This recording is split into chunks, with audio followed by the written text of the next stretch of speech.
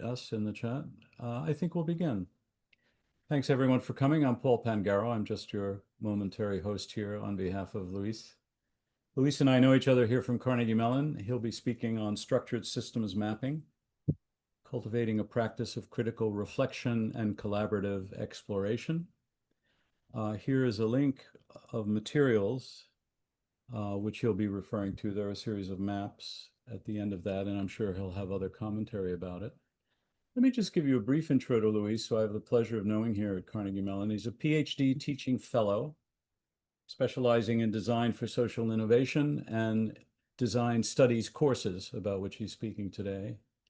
Previous experiences role as senior teaching consultant fellow at the Eberly Center, which is a very distinguished center here at Carnegie Mellon for teaching practice. He's also a design research assistant at the Indiana Clinical and Translational Sciences Institute, public space fellow at Indianapolis Cultural Trail. He's also taught as adjunct faculty there at Indiana and Purdue in Indianapolis, and served as teaching assistants. He's contributed to projects in Ecuador and served as a qualitative researcher and co-author in academic publications. You can find him online, I know. And he holds PhD in transition design from CMU, an MFA in design research and strategy from Indiana, and a degree in graphic design from Universidad de Cuenca.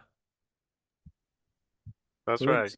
it's a pleasure to know you. Thank you very much for letting me host. I'm here to anyone who needs help in the chat, and I'll turn it over to you. You said for maybe 30, and then we'll open to questions? Yeah, something like that. Wonderful, something like that, wonderful. All yours. Yeah.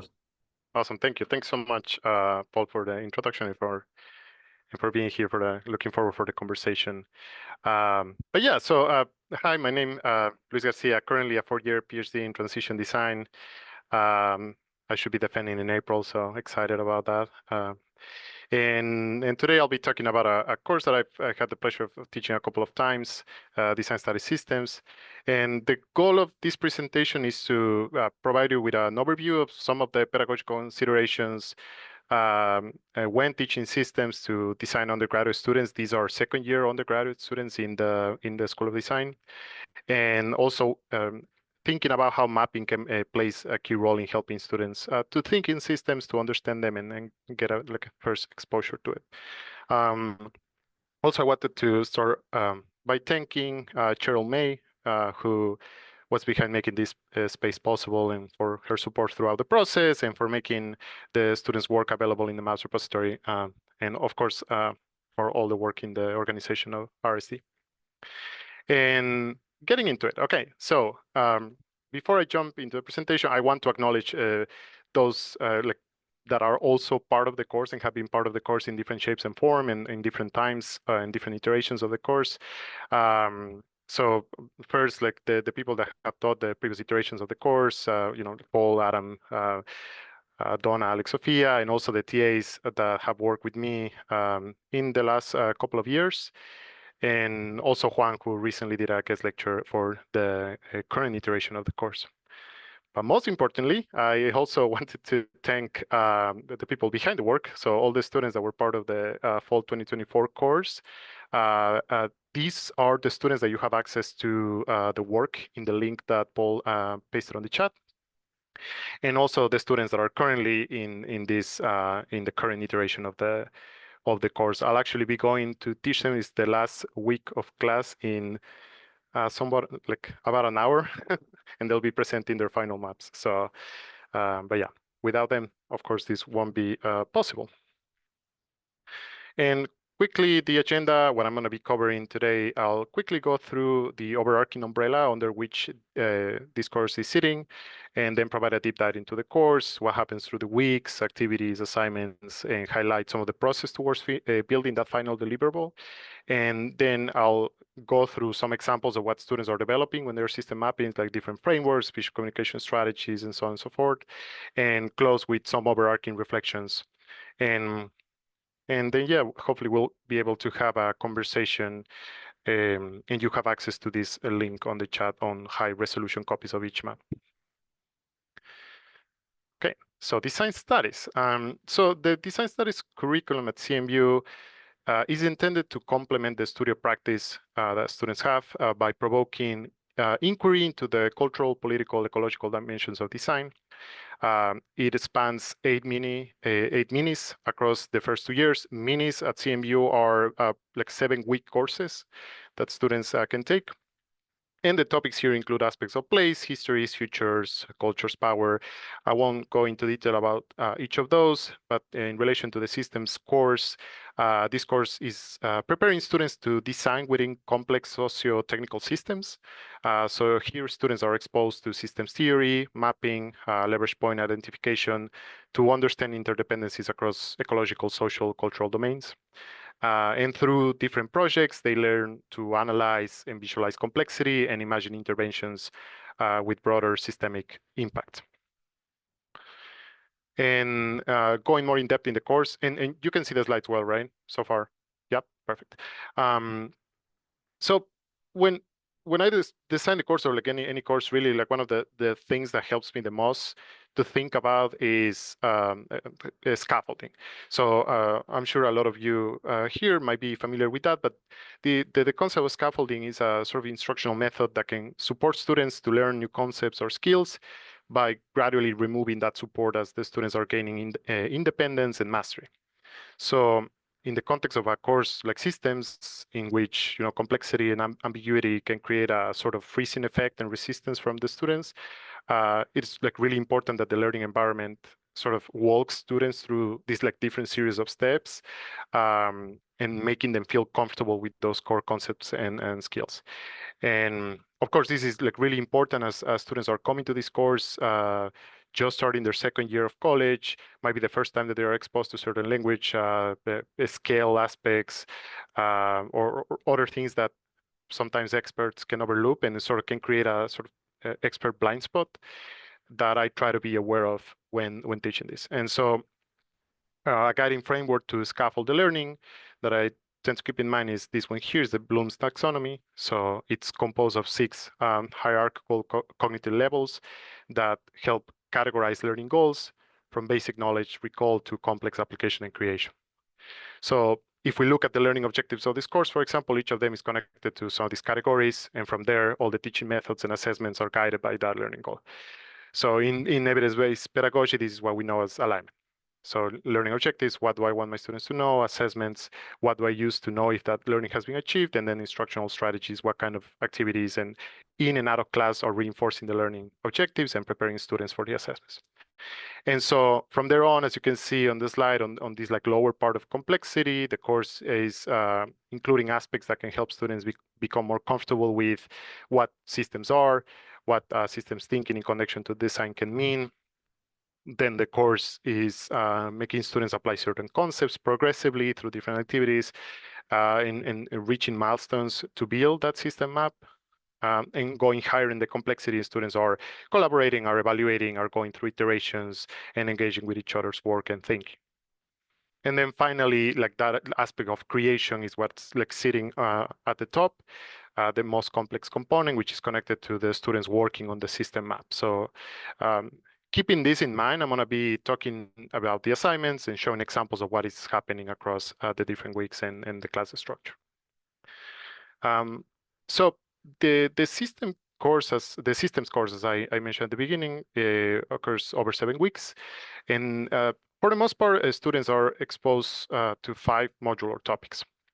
And here, topics have varied across the time, but aspects of cybernetics, wicked challenges, or the overarching umbrella of wickedness, aspects of more than human complexity when mapping systems, which is a recent addition that I had in the course, and going through activities like mess mapping as a sort of departing point to map systems, identify leverage points, and so on. So during each week, what I try to do is integrate in like group and individual activities. So I try to enable students to have multiple modes of participation, which is, I believe, a key component that helps me create an inclusive and welcoming learning environment.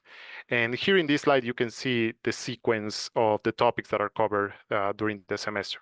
And on the second row, you can see some of the key milestones that students are expected to complete. And so one of the things that happens here, like one of the most prevalent challenges in the course, is to sort of balance the students' workload with the studios and design studies. And there's usually a little bit of resistance to engage with the design studies courses. Again, I think this is related to students becoming more comfortable in redefining what design is for them.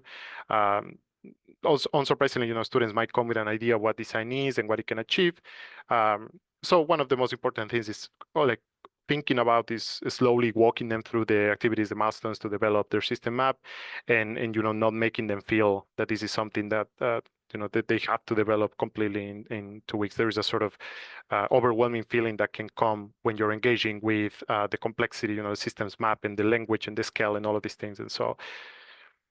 And if we dive more in depth into the main class project, what pretty much happens and has been happening across the years, as I mentioned at the beginning, students are assigned a wicked challenge.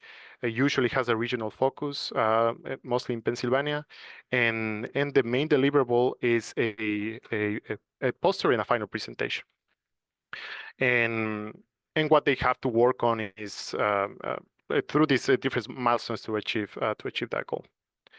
And what happens during each week, students are attending lectures, class activities facilitated by me and guests for different topics each year.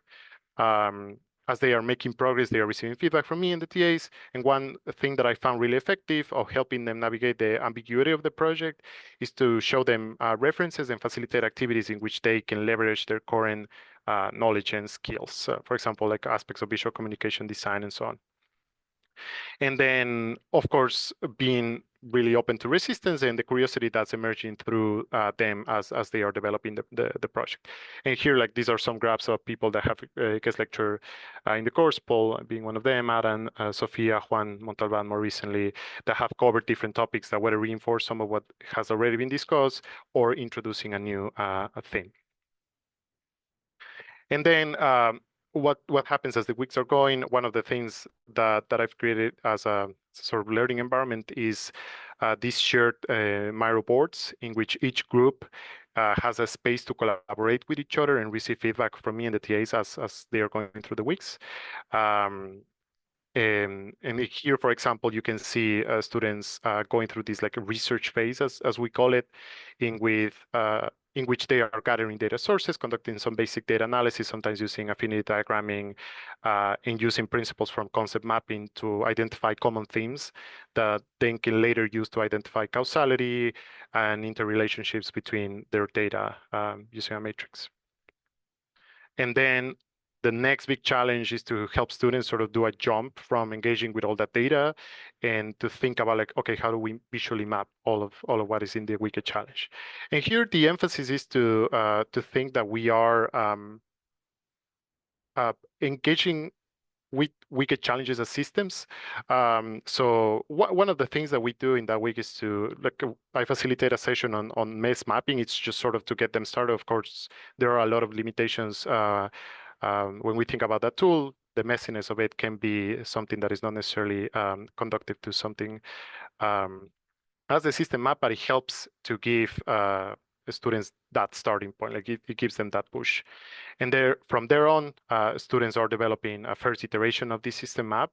And so here what I have in the slides are examples of like the process that students are following. So you can see how each group is starting to bring their data, developing their own frameworks to bring together everything that they've collected. During activities, for example, we might think of specific categories like STEEP, the social, technological, environmental, economic, and political categories. But students are also encouraged and supported to sort of define their own based on the insights that they've been collecting across the different phases of the project. So pretty much like what's happening is that students are developing these mental models and working towards externalizing them to others.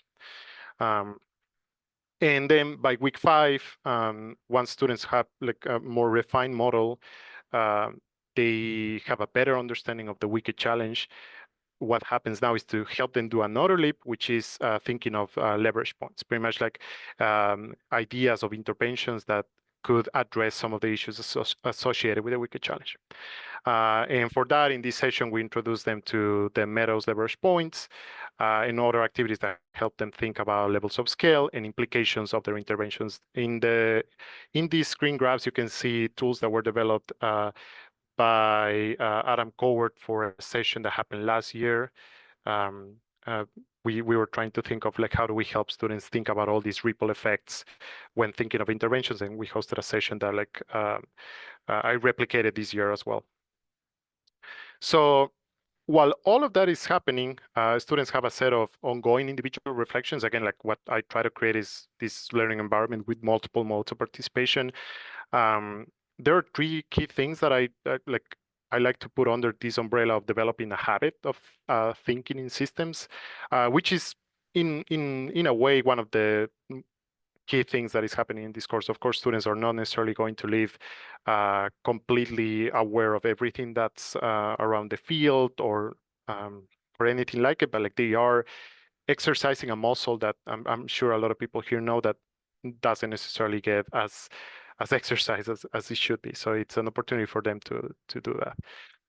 So exit tickets, for example, I designed these ones focus on three areas. What I like to see is how students are understanding the course concepts. Then I try to see how their perception of their role as designers is evolving or not.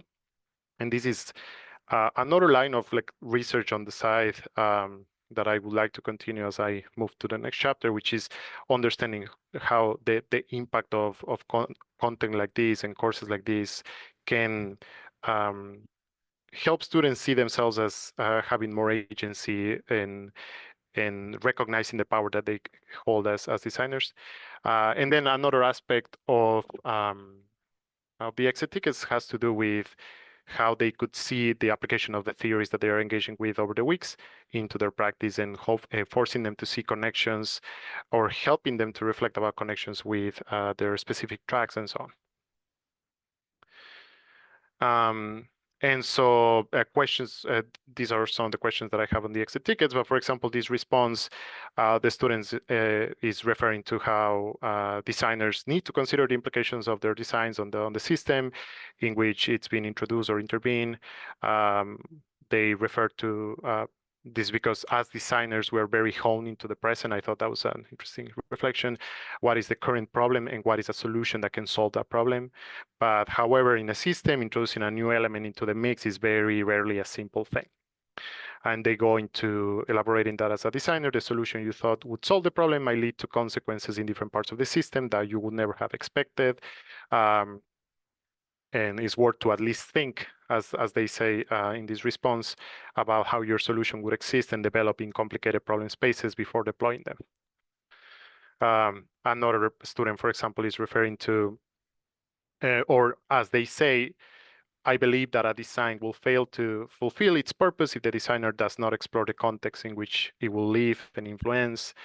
Not only does forming one's designs around relationships and realities make it more impactful, but it also ensures that the design is not entirely useless or a disruption to what it was meant to improve due to the complex relationships at play. And then they also talk about specific learning that they've had and how they are able to perceive how certain artifacts or services are exerting pressure in the systems. Talk about unintentional design. And then the discussion posts, these are other, this is another line of reflection that students are going through the weeks. These are reflective prompts. They're usually associated with the core themes of that week. For example, I don't know if Paul is guest lecturing on cybernetics, or I'm talking about leverage points, then there are some questions that are associated with the theme. And pretty much what this student is talking about here is saying something like, if we fail to fully consider all possible outcomes that are resulting from an implementation of our choices, then we're at risk of causing more harm and creating new problems for the system. Sometimes the design can both solve the issue it was designed for while simultaneously causing or amplifying other lines of problems. And sort of what they are saying is, it's good to remember that nothing in the system exists in isolation. Nothing can be changed without something else being affected, even if we can't immediately see it. And then the final line of like this developing the habit of thinking in system is a final reflection. Here it's a final like short reflection that I ask students to do after they have submitted their projects and so on. And here is trying to identify like how students are seeing the value or not of the course, how they think of using their knowledge and skills, and sort of speculating on how they will continue towards working on the resolution of this wicked challenge. If they would have to continue working on it, like what could they do? And so, for example, one of the things that was really nice to see last year is that students are starting to make connections across the different courses in design studies. So, for example, this student is talking about how this specific mini being systems, they were reminded of a previous course, futures. That class also seems shrouded in ambiguity. However, I believe that if we had engaged with the content of futures alongside the systems, much of that ambiguity could have been resolved. They talk about how systems, if we were to connect systems to futures, one of the connections that this person sees around the idea of leverage points. In futures, we learn about the concept of future signs, clues in the world around us that indicate the directions in which change might be heading. So they relate that to systems, and they're talking about how understanding the future signs within systems can help identify which leverage points might be utilized to develop solutions to wicked challenges. And so now moving to the systems maps, this is like the final deliverable that students have to come up with as they go through the course. What I want to do here is just highlighting some of the things that I believe are well developed by the students. Of course, all the maps have some opportunities for improvement, but all of them also have things that I believe show an expanded understanding of the concepts and the applicability of it. So, for example, students are starting to think about interventions across different levels of scales. Also, when they think about the wicked challenge, like how it's manifesting across these different scales. And oh, by the way, you have access to the high resolution copies of this. It was just a bit hard to put these large files in the slides, but that link is on the chat. Also, students are identifying key feedback loops in the system that can help others understand it and trigger action. Also, across the groups, like people are starting to develop different communication strategies to communicate key components of the system. They are using metaphors and narratives that are sort of helping the reader engage with it, like leveraging other knowledge and skills they are gaining in other courses, to sort of create this sort of once upon a time entry point in this artifact that they are developing, and trying to connect it to the challenge that it was assigned to them. Also, I think something that has been good to see is that students are going beyond like some of the pre-assigned frameworks that they engage through the different lectures. So, for example, people use the STEEP categories, and but a lot of them go and define their own themes to structure this vast amount of data. So in a way, they are going through a process of summarizing like very large, like complex amounts of data, like a sort of research summary in the form of a system map. And then similarly to other maps, like the identifying key feedback loops in the system. And then for the leverage points, like one of the things that I think works well is that students are, when thinking about the potential interventions that could trigger systems level change in the wicked challenge, students are developing rich descriptions of what could be done, the barriers, opportunities for that to occur, and so on. And yeah, so overall, 3 ongoing reflections that I have, like just ongoing thinking I have around the course and looking ahead.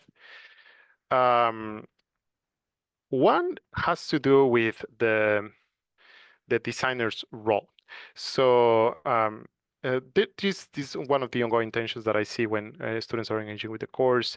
But as they're starting to see the role as designers in like a large system, instead of just being problem solvers or only intervening from the outside, they are beginning to grapple like what it can mean to be also participants within those systems that they are looking at. And so these like actors that are both shaping and shaped by the very structures that they are seeking to change. So for some, this like shift can start to generate this discomfort or resistance on like, what's the designer's agency here? If things don't like change at like higher levels, like what can we do? Where do we start? So I think there's um, a lot to think about in like how do we engage with these tensions as we are teaching systems. In that same line, something I've been seeing a lot, particularly this year, is a sort of um, sense of sort of hopelessness or discouragement that are emerging when students are engaging in like becoming more acquainted with like complex wicked challenges and societal issues that, and in many cases, a lot of that resolution they perceive is just sitting too far from them. So they talk a lot about with me on like what the point of doing this. Like I don't see the point of necessarily mapping all of this if governments don't change, or if people in power don't change the way they are and so on. And I think of course as instructors this brings a massive challenge of like, okay, how do we teach without like creating a paralyzing effect. I have had conversations before with like people that have taught this course in the past of like, is there a different way of teaching systems? Like, should we make them maybe not go through this mapping process? And then that is an open question that I think is worth exploring. And then finally, I think an important aspect more broadly about my teaching philosophy is that particularly in places in context of courses like this, it is really key that we create an inclusive, welcoming learning environment because that can help students engage with that ambiguity and complexity more effectively. So the different modes of participation, embracing the confusion, the resistance to engage with certain topics. I welcome actually the conversations when students, sort of like challenge maybe some of the things that are being discussed, or they seem a little bit, what's the word? Skeptical about some topics. But I also have had the pleasure of like a few months after, or like sometimes I think like a year or so after, like students will come to me on the hallways and a couple of them have told me, now I understand why that course was important. And that I think is it's always nice to see. And yeah, to close this out, so next steps.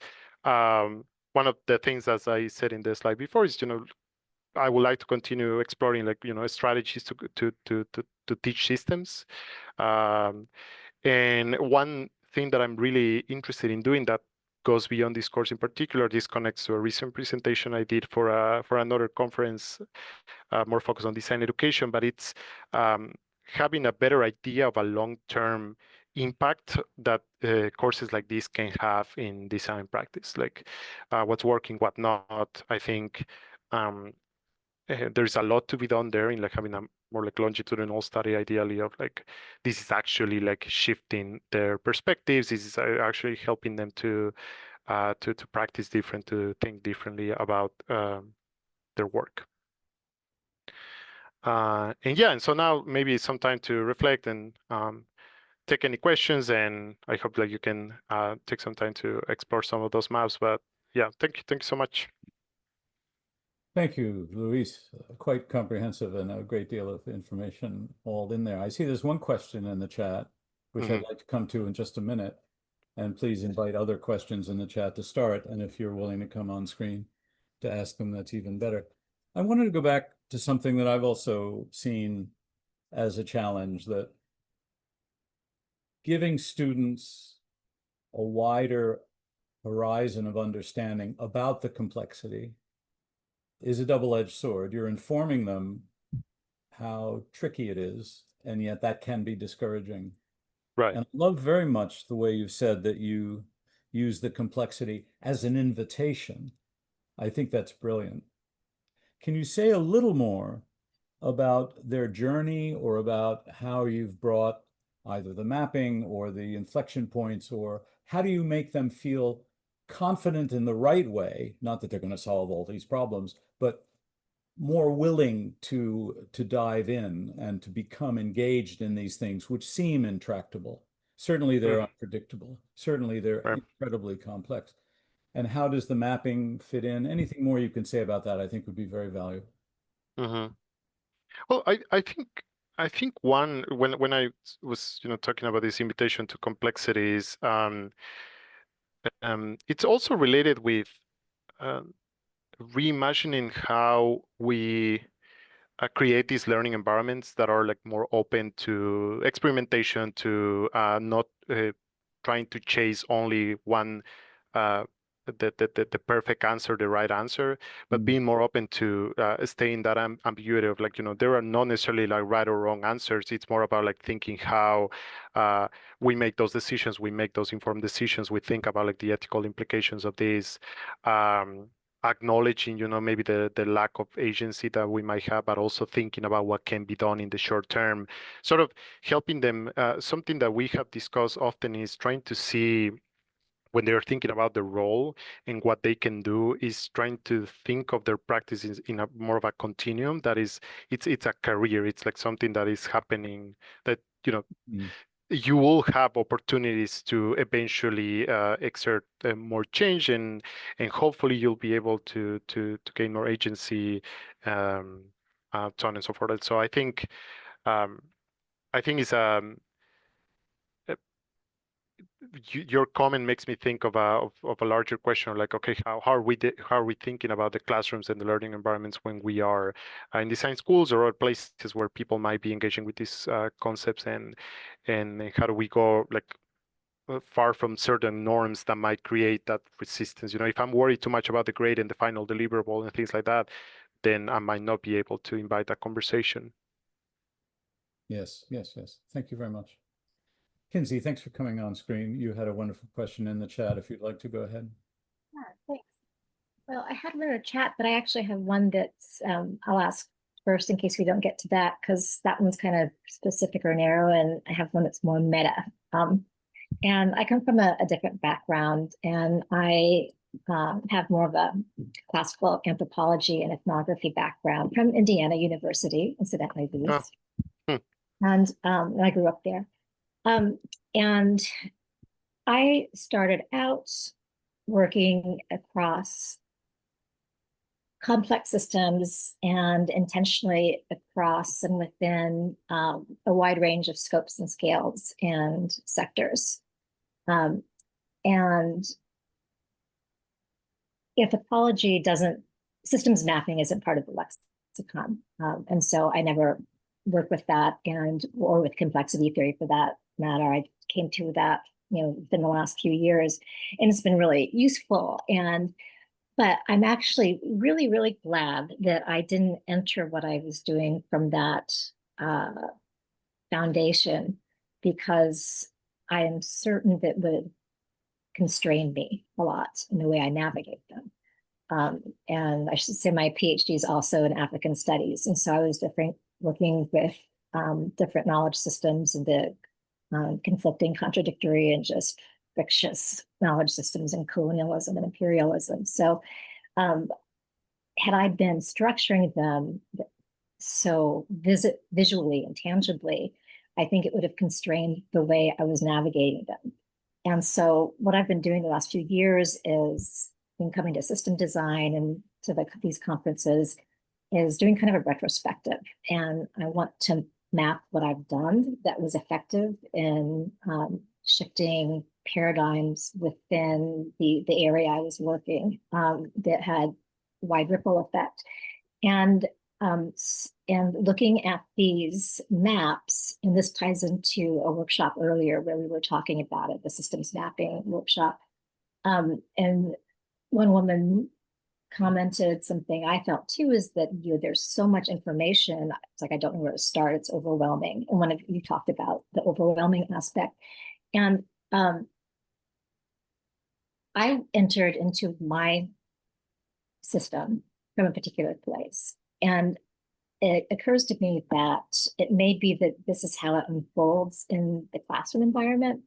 But from this end, I think it would be really helpful to have like an interactive system map, so that it's, the entirety could be um, very faint, and you click on one node and then it activates pathways. And so that you have a point of entry that you can trace through and then connect to things in different ways and activate it yourself. So, and I've been trying to figure out how to make a map that's very complex like these, but that's dynamic because it accounts for shifting circumstances and time for one thing, and also different relationships and one positioning within the system. And to see it all at once without the option to, tone down the parts that aren't immediately relevant or of interest can build that familiarity, and so that one has a point of orientation within this seeming mess, so that one constructs the coherence from one's own position and from within.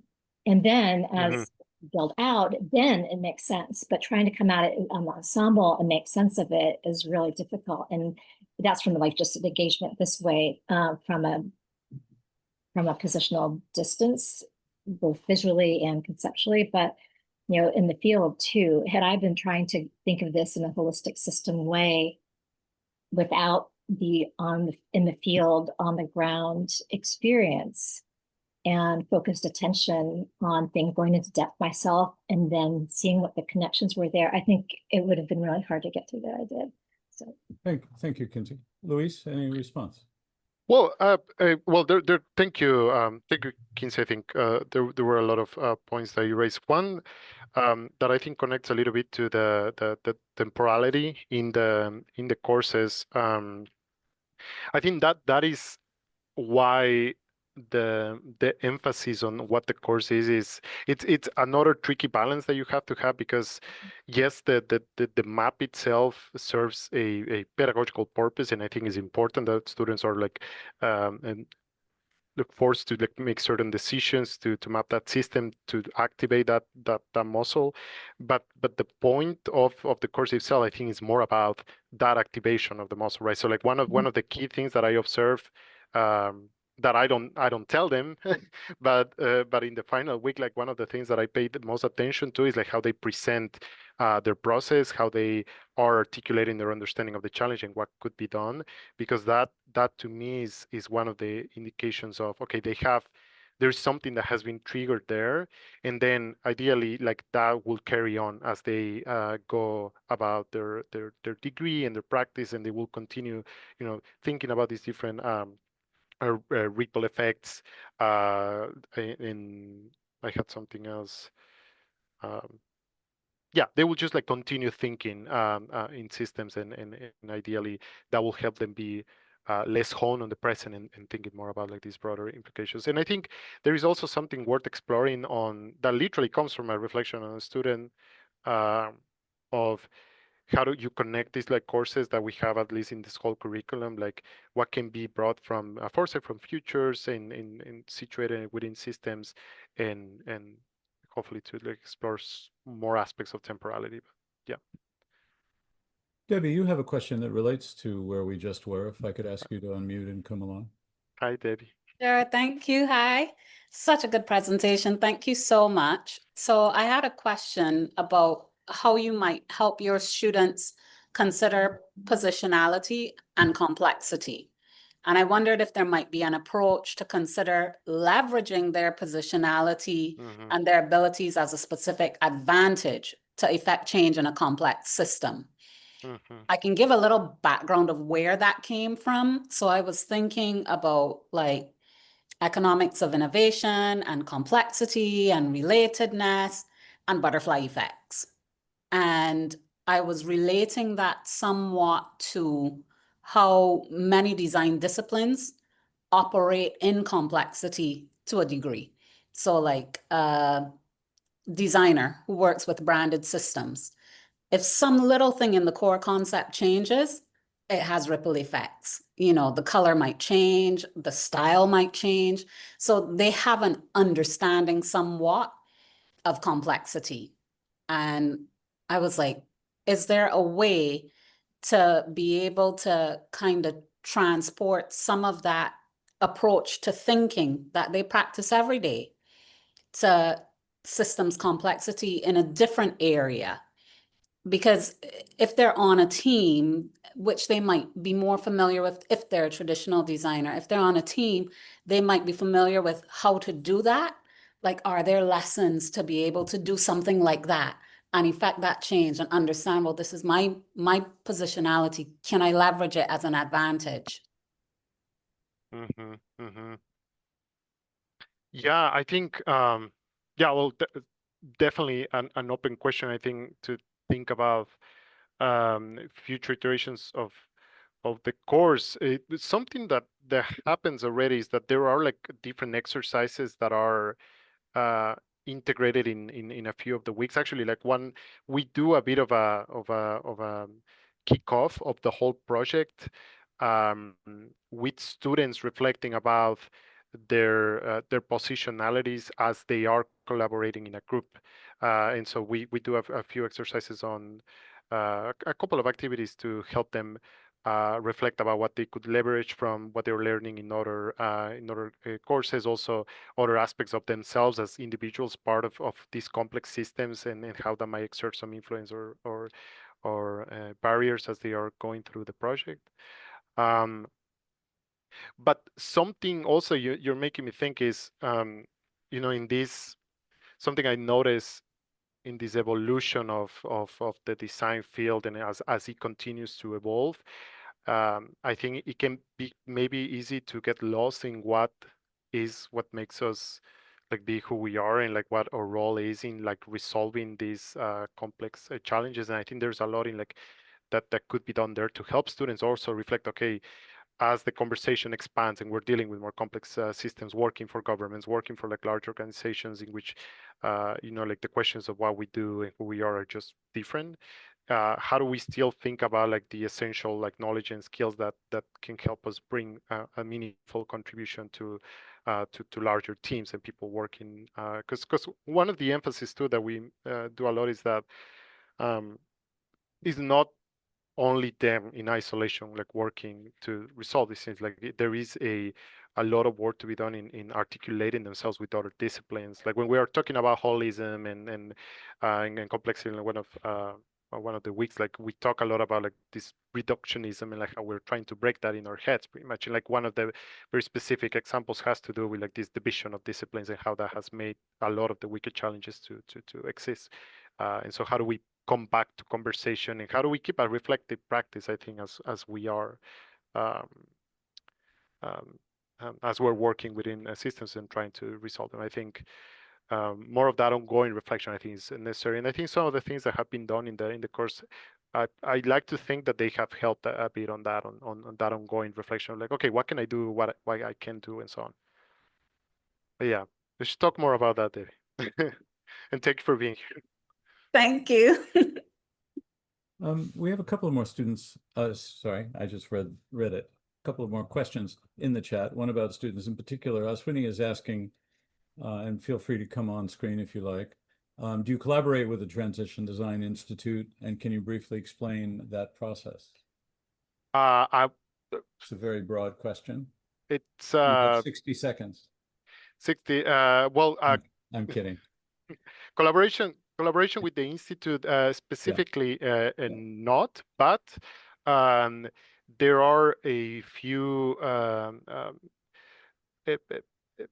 topics of lectures and themes, a couple of tools that have been developed by the people in the institute that are mentioned and used as examples for students to think in systems, like when we're thinking about ecologies of intervention, for example, as something to strive for when we're thinking about intervening in the system, would be an example of that. Yeah. Great.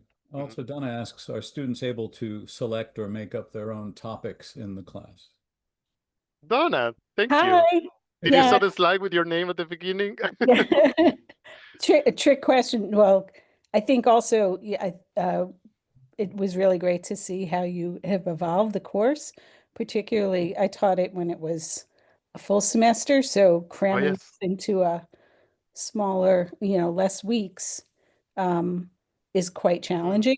And I think you've done a fabulous job. So I know that typically there are the wicked problems around Pittsburgh that are given to the students and they select. Have you thought about having students make up their own things that are really, so like, you know, we're in pretty challenging times right now. Hmm. And if they could come up with the projects that they want to try to unpack to Yeah, figure yeah, out. I mean, yeah. hard to No. do in 5 weeks, right? But Hmm. Hmm. Yeah, no, certainly. I think, well, first, for sure, I think the challenge of the amount of time that you have to teach any of the design studies courses right now as a mini is an ongoing like conversation amongst instructors on like, you know, there's so much that cannot be done. I think there's also something interesting too because it forces you to make I'll say like good decisions on what you decide to cover with that constraint. mhm, Um, and yeah, in the like the thinking about the making up of the wicked challenges. Yes, there is always an open they always have the possibility of coming up with their own topics. I think I only saw it once, maybe last year, mm, um, but yeah, no, I think if I would have more time, I would like to go over on a process of framing and thinking about what mm, wicked challenges could be the ones that they want to engage with. So like taking a couple of weeks to um, um, break down that and thinking of something that might connect like closer to them because I have observed a couple of occasions groups that don't feel that compelled to work in a wicked challenge that has been assigned to them. I don't know if I don't know you and Paul like had a similar experience, but like the mm, pollinators usually are like, why am I working on this?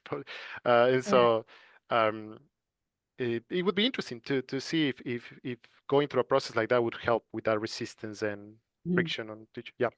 Yeah, I mean, just where I'm in Sweden right now, and the Hmm. students also have many challenges in trying to understand the complexities of what they're trying to design in. Hmm. They use meta design, which is still very a little less systems, but definitely nested and scalar. But students have the ability to create their own projects, and it's carried out over. They have modules, so they're still smaller, and Hmm. they don't they don't particularly map as much. But Right. looking out the interrelatedness between scales um, in some of the topics that they're interested in, Hmm. gender and equity, and Hmm. there's lots of concerns that's are on top of mind for students. So trying to tap Hmm. into that, I think, is helpful to keep them engaged. Yeah. Yeah, no, for sure. I think something I remember thinking at some point when I had this like open question of, you know, like do we map to teach systems? Like could there be a different way? I remember thinking like, what if we start like from the individual scale and like with different exercises in which people like sort of map from within like outwards and Yeah, sort of like a type of journal or other kinds of forms in which they can start seeing that complexity but the starting point being something that like it's them, you know, is it's and that yeah, like a and so felt experience or yeah, embodied experience too. exactly. And Yeah, then like how do you like zoom out like the full like Charles Eames like video that they actually like see a couple of times in the curriculum, but um then that how overwhelming the looking it from far out will hopefully be less because they have had that opportunity to understand it like as an embodied experience as from within as you said it. I think it could be something worth exploring. mm, yeah. Hmm. Thanks. Yeah, and thank you for being Great. here too. Yeah, good to see you. Nice to see you, Dana. We have about 5 minutes. And again, those who need to go to other sessions in 5, please feel free to go. We appreciate you coming. Are there other specific questions for the speaker at the moment?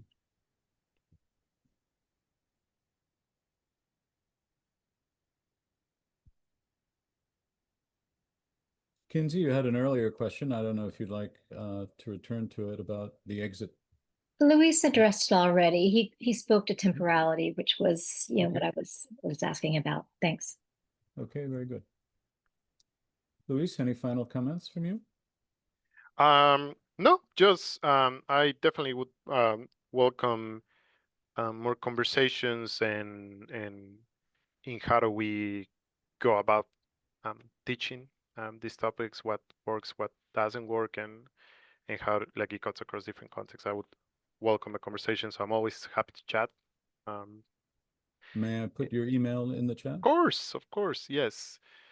And yeah, and then thanks again, particularly to the people like in the organization, Paul for hosting, and those that have thought like past iterations of this course. A lot that like it's seen in this presentation has bits and pieces from a lot of people, so it's definitely a collective work. And I was happy that I had the opportunity to bring it back to RSD. I think definitely that was something that with Cheryl we thought that it was worth doing. I think at some point there was more of that like constant share of the work that comes out of the classrooms here in the larger community. So I hope that can continue. Wonderful. Yeah. Beautiful. Beautiful job. Thank you so much. Thanks everyone for coming. And Thank just you. Thank remember, you. it's complexity all the way down. Take care, everyone. Bye-bye. Bye.